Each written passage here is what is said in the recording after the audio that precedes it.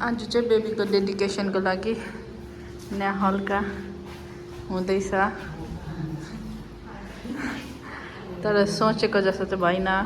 यहाँ हाम्रो बहिनीहरूले हेल्प गर्दैछ। म चाहिँ भर्खर नुहाइधुवाइ गरिसकेँ। बेबी चाहिँ नटी भएर रुक्कै गरेर नै दुध पिउँदैछ बेबी।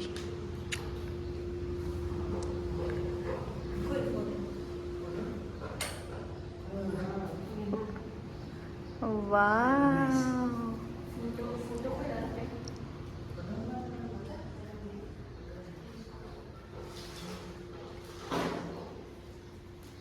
म चाहिँ यो लगाएको नयाँ लुगा चाहिँ मैले किनिनँ, यही लगाइरहेको छु।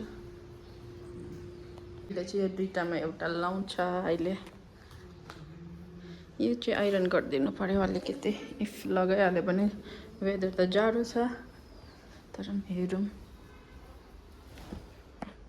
आइरन पनि गरिसकेँ मैले। खै दामी भयो दामी भयो।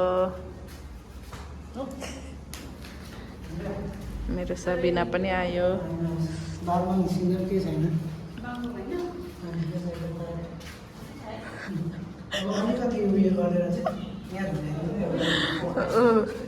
नटी बेबीले नानालाई हक्कै लगाइसक्यो।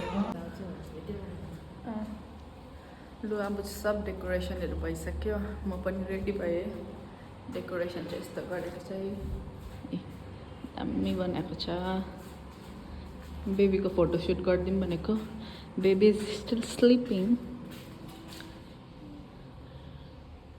नानाहरूले यहाँ उयो गरिदिँदैछ बेबीको चेन्ज। नरुवा है गुड गर्ल नरुवा। भित्रबाट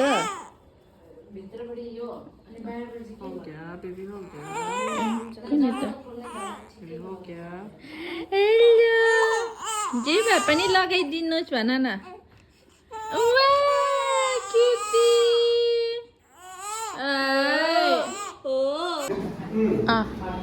ल यहाँ चाहिँ सेवा हुनु एक्लै हो। बेबी चाहिँ यहाँ सुतिरहेको छ।